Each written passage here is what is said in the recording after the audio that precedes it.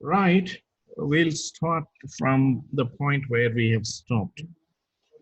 Okay, we're talking about the accounting concepts and conventions, right? And we have stopped at accrual concept. We have not completed discussion. Okay, so accrual. What is accrual? Accrual is becoming due. When things become due, that's called accrued. The salary is accrued. The rent is accrued. Okay. So whether received or not, whether paid or not, once it becomes due, you have to account for. Okay. Once it becomes due, you have to account for that particular item. Okay. That's called accrual concept. Now, can you please read it for me? Any of you? Yes. Accrual concept. Accrual is concerned with expected future cash receipts and payments. Accounting attempts to recognize non-cash events and circumstances as they occur. Example are purchase and sales of goods on credit, wages and salaries outstanding.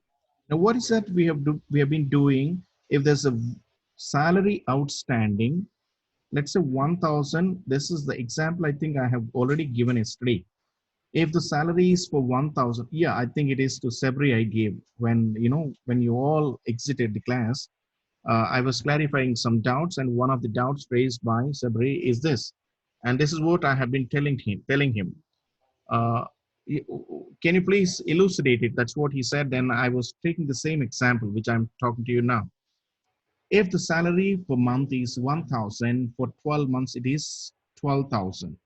Let's say at the end of the accounting period, when you had to account for salary, you had to account for all 12 months, even if you have paid only for 10 months, because the salary has become due. You may pay it later, but the expenditure has to be accounted for. So what's that we have been doing? 10,000, in profit and loss account, to salary 10,000 we were writing, and add outstanding salary 2000. So 10,000 plus 2000, 12,000 is recorded there. Okay, even the salary that you have not paid is recorded there. Okay, that's called accrual concept. Accrued. Now the same 2000 you will write in the balance sheet as a liability. Why? This is an obligation to be met. This is an obligation to be met. Okay, so the same thing, when you're buying something on credit, and there's a due date for the credit purchase, and once the due date is over, it has become accrued. And same thing, when you're selling goods on credit and the credit period is for 3 months, once that 3 months period is over, then it has become due. The bill of exchange has come to the due. So what is that? This is accrued. Your revenue is accrued. Okay. So accrued means becoming due. Next, stable monetary unit. The accounting, we are not going to, in accounting, we are not going to consider any inflationary trends in the market, the changes in the price level, okay, the purchasing power, the changes in the currency values or currency rate fluctuations. We don't consider all those things. What we consider is only the figure that is given to us. There's a table purchase and this costs 5,000. We take only 5,000. Tomorrow, the table may become 15,000. We are not bothered about it. Okay, we have purchased a piece of land, a parcel of land, okay, for the new plant that we are going to construct. And later on, the land price might have gone up to 2 times or 3 times of the price that you have paid. But we're not concerned about that. We will record only what is, paid, the amount that we have paid. Okay, at what price we have acquired that land, that amount only is entered into the books of accounts, and we don't enter anything else. And in one word, we do not consider any inflationary trends. Okay, so this is, And sometimes there may be a deflation. Okay, so that is also not considered, right? The figures that are given to us, we account. Now, so that's the end of accounting concepts. Now let's look into the conventions. Accounting conventions. What is a convention? It's a practice. What's a practice? It's a custom. It's a tradition. Okay. Now, when you look at the traditions, in India is known for traditions, right? Known for customs, known for custom. Okay. Now, one common custom is when a guest arrives at our home, what is that we do? First, if it is village, we offer them, a bucket of water for them to wash their feet. Okay, right? That's the first thing that we do. Then we offer a cup of tea or a glass of water, then a cup of tea. This is hospital. Who taught us? Our parents taught. Who taught them? Their parents taught. Who taught them? Their parents and their parents, and it goes on. So once it was, started by a person, and over a period of time it was proved to be the best practice, and that becomes a tradition, that becomes the custom. And in accounting also, there are so many things started, and if you ask me the logic behind it, I may not be able to give the logic, but that was proved to be the best practice. So therefore that is crept into the accounting principles as convention, that as practice. Okay, so some of such practices we will look into. Number one is consistency. What is consistency? You cannot go on changing the policies of the company frequently from time to time, year to year, okay, and quarter to quarter. There should be a consistency. Why do I say this? When there is no consistency, constantly, regularly, if you're changing the policies, what happens? It leads to chaos. It leads to confusion. And some of the profits that are posted with inconsistent accounting policies may result in such a confusion that comparison itself becomes impossible sometimes. Now, I'll tell you one example. Let's say first quarter, you have followed diminishing method of depreciation. When you have followed that method, the profit figure that you get is, let's say, X. And the second quarter, you're following a straight line method of depreciation. The profit figure that you get is different, right? And third quarter, you're following weighted average cost of calculating depreciation, and that profit is again different. Now the profit that you arrive in these three different methods are different. Okay, so when you're trying to compare the percentage of increase in the profit or decrease in the profit, when you're trying to compare, that comparison is unrealistic because you change the policy. The figure that is given by the first quarter is no way comparable to the figure given by the second quarter, and likewise the third quarter. So therefore they're uncomparable. So uh, you cannot compare them. You cannot compare them. They are inconsistent, right? So in accounting, consistency is expected. If you're following straight line method, follow for all years. Okay, and also, there are so many methods of calculating goodwill, the reputation of the company. Now if you're following one method, and the same method should be followed, or if there's a practice of redeeming debentures, and that practice should be continued, you cannot go on changing. You cannot go on changing. Okay, look at this. I'm taking class for 1 day every day at 10:40. And if I'm going on changing my schedule, okay, in 1 day I'll take at 12:30, and in another day at 4 o'clock, another day at 6 o'clock. If I'm continuously changing my schedule, then you will see once, twice, thrice, and maybe a week you will say, this is a ridiculous guy. Let us get rid of this class. That's the feeling you get, right? So there's no consistency in my schedule, right? So there should be a consistency. There should be a consistency. Next convention is convention. Okay, again, get back. It's a practice. It's a practice. It's a it's a best practice. Convention of disclosure. What is this? you know, all the information that is pertaining to the parties interested to the company's affairs or business organizations, you know, accounting issues, you must disclose. And no company that is registered with the registrar of the company or companies, Minister of Corporate Affairs, can say, I will not disclose my profit and loss account. I don't want to show my profit. You cannot say that. That's not your secret to, to hide, to conceal. You are supposed to disclose. Why? You had to disclose it for the government for them to tax you. You had to disclose to the shareholders because, after all, it is their money who have invested in the form of shares. You have to disclose to the bankers because you have availed money from the bankers as finance, as loan. Okay, you have to disclose it to the, employees because it is with their contribution you're doing business. It is their efforts that is leading to the productivity and the sales and the revenue generation. So you cannot disclose your accounting information from any of these parties, and you cannot even disclose it from, students like you. Why? Because you have to learn, and then finally you may have to, uh, you know join those companies after this your BCom.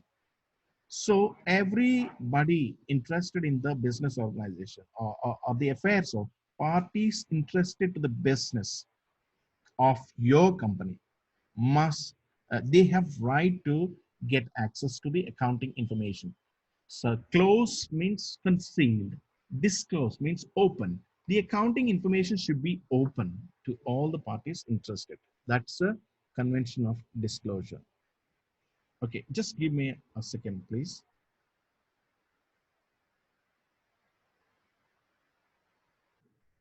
Right. Uh, yeah. Now, very often when I give the assignment to the students, then they'll come back and say, "Sir, we're not available with profit and loss account and balance sheet." I say, "Go and get it from the company." So, will they give? Yes, they must give. They must give. It's a public document. So, where do you get it? You get it on the company's website. Where? In the annual report. Annual report may be a size of 100 pages or 200 pages depending on the volume of the business. Okay, and one or two pages belong to profit and loss account and balance sheet. These 2 pages will be explained in all these 200 pages. The entire business operations are explained in 200 pages, and the summary is presented in profit and loss account and balance sheet in these 2 pages. If it is lengthy, it may be 4 pages. Okay, so but whatever it is being disclosed. If you want profit and loss account or balance sheet of any company, go to that website, just check for the annual report. In the annual report, some companies provide in the beginning, some companies provide in the middle, and the last one is auditor's comments. Okay, so this is convention of disclosure. Next, it's before we go to the next slide, I wish that you read it more. Any of you, can you please read it? Convention of disclosure. This principle implies that accounts must be honestly prepared and all material information must be disclosed therein. The contents of balance sheet and profit and loss account are prescribed by law. These are designed to make disclosure of all material facts compulsory. Good, thank you, Sabir. Convention of conservatism. Convention of conservatism. And look at this, this, uh, however much I supply the material, and it is, I suggest strongly to listen to the classes, listen to my what I'm speaking in my discussion. For example, accrual, and some of the words are not mentioned there in that paragraph. I said becoming due. And now one more word I'm using, sentence or words are using in this paragraph also, or for this point, conservatism. Anticipate all losses, but do not anticipate profits. Be conservative, conservatism. Be conservative. Okay, anticipate all the losses, but do not anticipate profits. If profit comes, okay, you can just enjoy it. But if loss comes, then it is catastrophic for you. So therefore, be prepared to face the loss. If profit comes, enjoy. If loss occurs, then you have to face it, right? To face the loss, it's good that you know in advance, right? Now, when you're accounting for the material valuation, right? The stock valuation, closing stock, opening stock valuation, you know, either the market price or the cost at which that is acquired, acquired, whichever is low should be taken. That's a principle, that's a rule. Material purchase was 1000 and the same material cost in the market now is 800. Which one do you take? Whichever is less. Sir, you may say, sir, tomorrow it may go up to 1500. That's different matter. But now the material cost as on the close of your accounts is 800. How do you say? Market it is 800. Sir, I bought it for 1000. Doesn't matter. Whichever is low, 800 is low. So account, take that into consideration. So last month it was 1500, sir. It may go up to 1500. No, if you get it, if you get 500 profit, enjoy it later. Okay, but now the market price is only 800. Account only for that. That's principle of conservatism.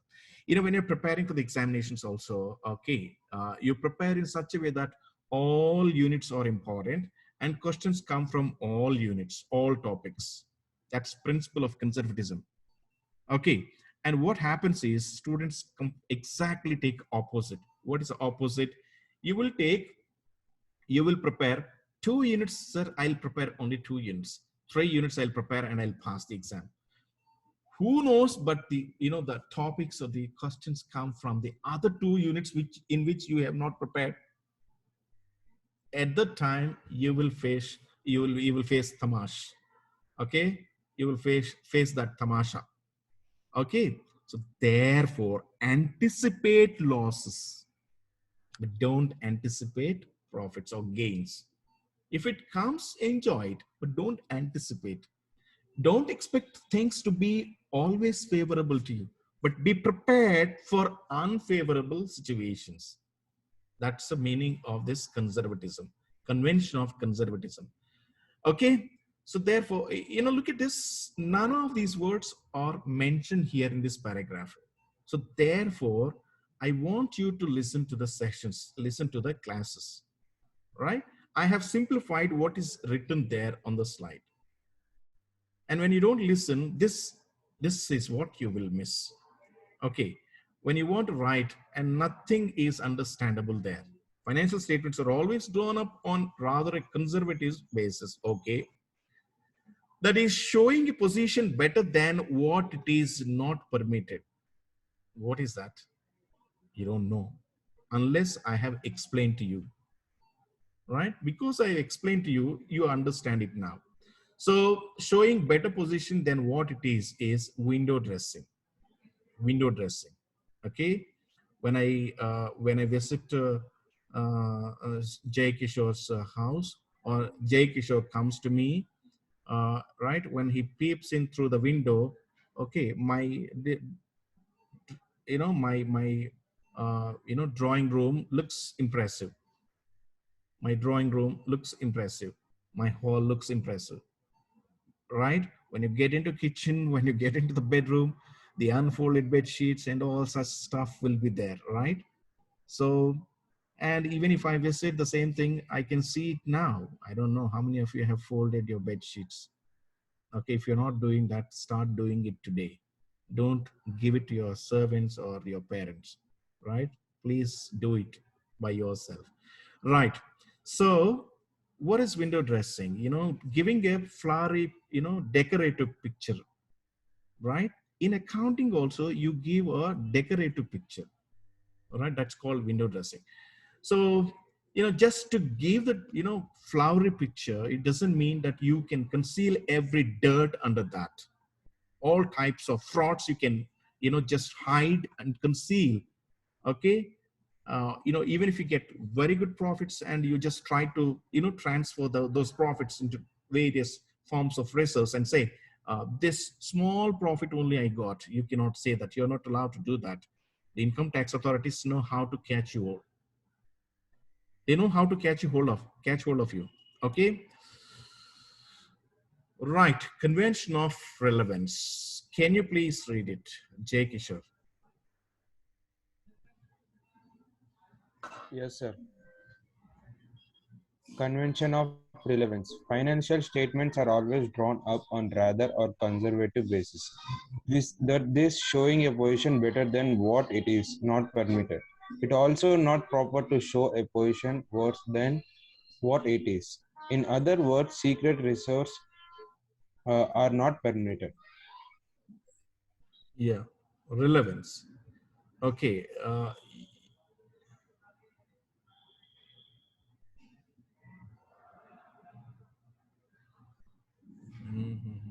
I'm sorry, no. I think. Oh, there's some problem with copy paste. Okay, okay, Mo. There's some problem with copy paste. Okay, look at this. The content is same. It is the same in all the slides. Next slide also. Yeah, it is the same. Uh, Here also, I think. Let me correct it. Uh, Anticipate. Yes. Can you please tell me? Anticipate all losses rather than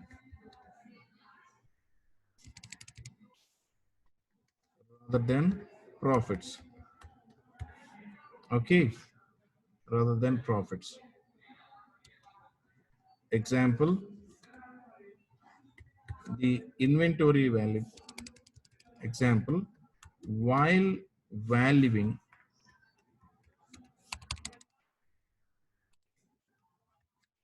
inventory or stock, the convention is or stock, comma, the convention is to consider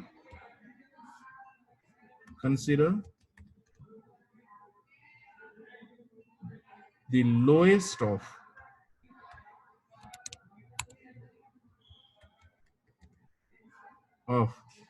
the market price and the purchase price.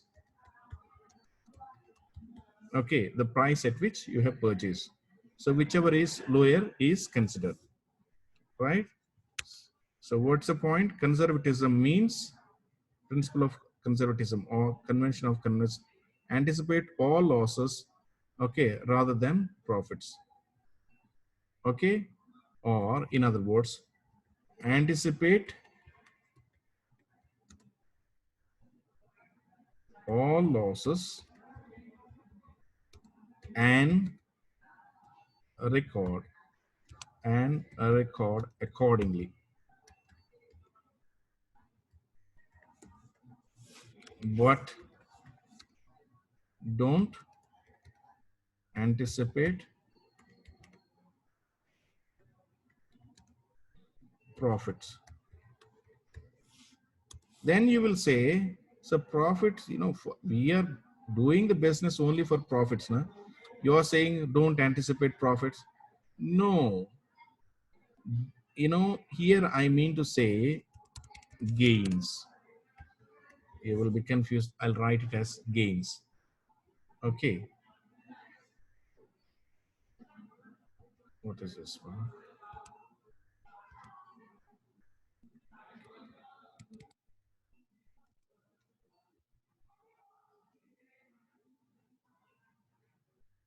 Okay.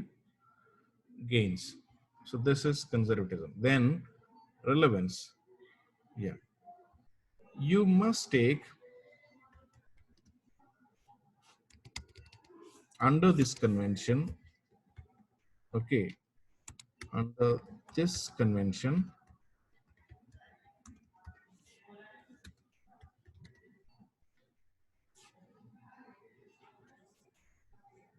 we record only the relevant accounting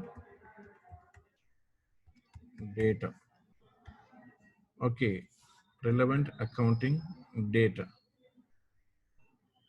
Okay, relevant accounting data. Uh, all non-accounting figures will be excluded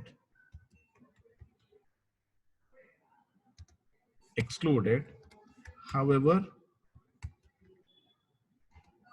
much significant they may be.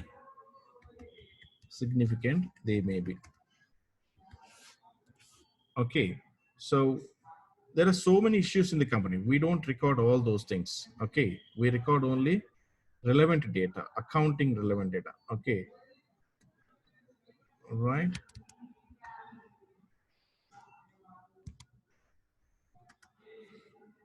Okay, next.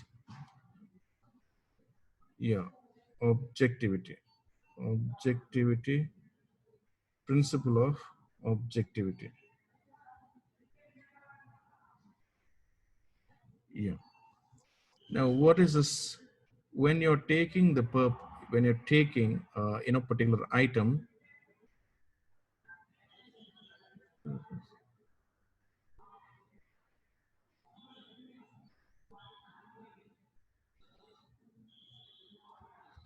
every accounting entry must be made, okay, objectively. Okay. Example. Can you please tell me the example? Yes. Can you tell me the example? Can you tell me the example? The example is, what is the purpose of preparing profit and loss account?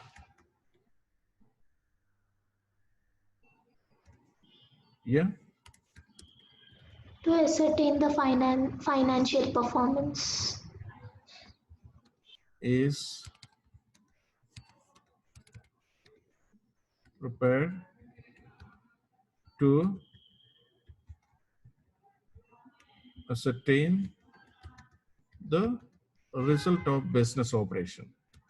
Result of business operations. Okay. Now, what for balance sheet is prepared? To know the financial position as on the date. Balance sheet is prepared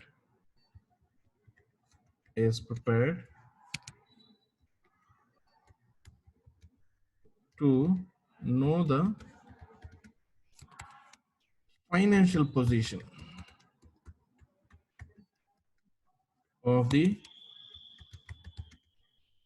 company. Yeah, there is an objective for everything, right? So this is convention of objectivity. Okay, so we will close it here. And then take up a small quiz. Okay. Can you please attempt the first question? It sees entity principle. Separate entity principle simply. Okay. Correct. Next.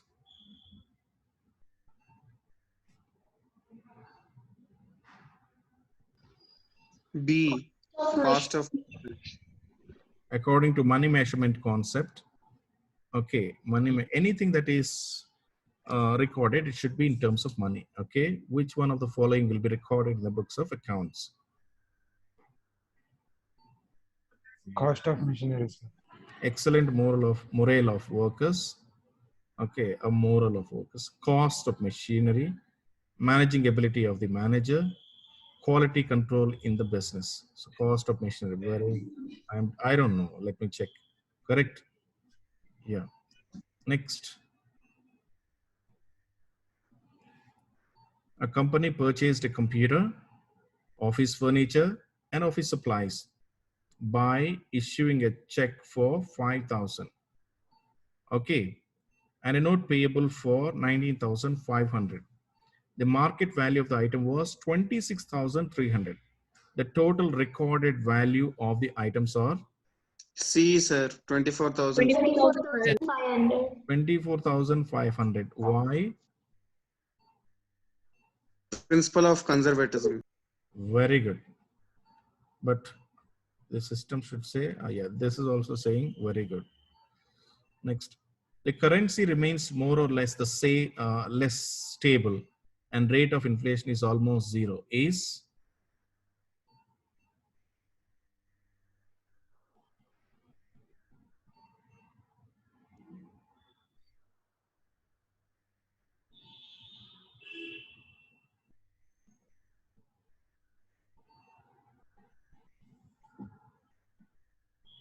we have discussed it just now.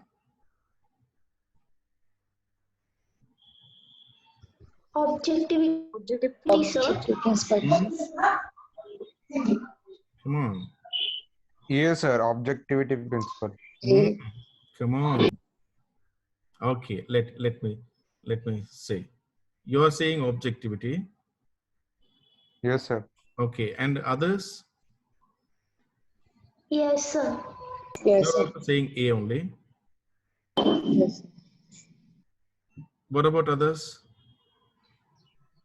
A, sir. A only. Okay, all are A. Let us check it. Wrong.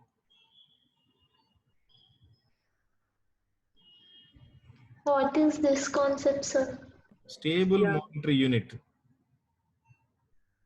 Okay. Right. Next. Stable monetary unit can be rupee or dollar or pound, anything. Next. Contingent liability appears as a footnote in the balance sheet. This is in accordance with the accounting principle. Disclosure, sir. Contingent liability. What is contingent liability? Obligation, right? It's accidental liability.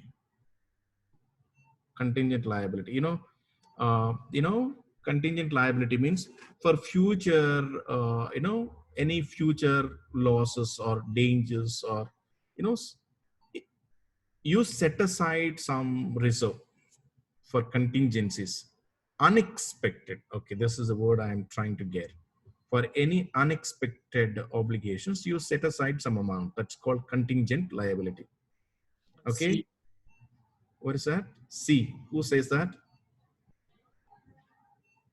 Who says that? Okay, whoever says. Wrong.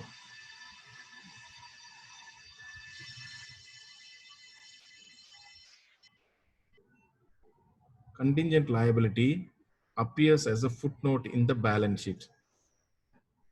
Okay, this is in accordance with which accounting principle? Come on.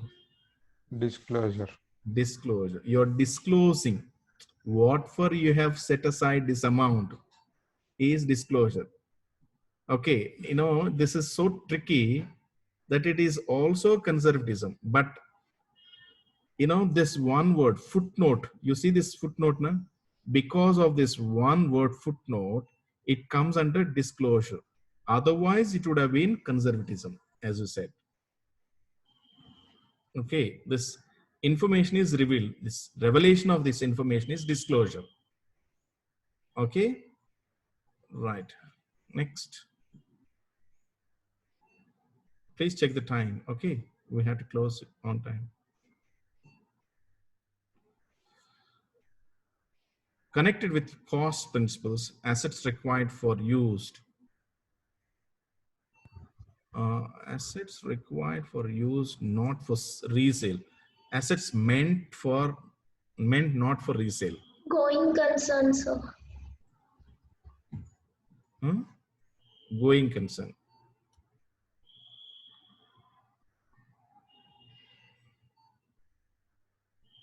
Going concern. Okay. Yeah, going concern. Cost principle or going concern. Okay. Correct. Very good, Damni. Damni? Yes, sir. Good. Thank you, sir. Which principle specifies that costs or expenses should be recorded at the same time as the revenue to which they correspond? Matching principle, sir. Yes, sir. Matching. That's great, Janvi. And yeah, a business is treated as an entity. Again, it's repeated, no? Yes, sir. Separate entity Separate concept. entity concept. Yeah. Assets are usually shown in balance sheet. Yeah, this is important for, doing problem also. This point is important. Which value we should take? Market value is given. The cost at which it is purchased also is given. So which value we have to consider? That's always confusing for the students. Asset Revalue. Free value costs, sir. Revalue cost, sir. revaluation cost, market value, replacement, Revaluation cost, sir. revaluation cost. Yes, sir. Sure. Sure, sir. Sure, sir. Wrong. Why? Replacement cost, no. Market value, no. Okay, revaluation cost, no. And what is left over? Unexpired cost. Unexpired cost. What is that unexpired cost? If there is a machine bought, let's say, I don't know whether you're able to see it or not. There's a computer system bought. Okay, right. Okay, I'll symbolic. There's a computer system bought. This is bought for 20,000. And this 20,000 is split into small syllables called depreciation. Let's say 1 year is over. Okay, 1 year is over. Okay, so let's say this 10% is the depreciation if you're giving, right? 20,000 into 10% is 2,000. 2,000 is reduced from this asset.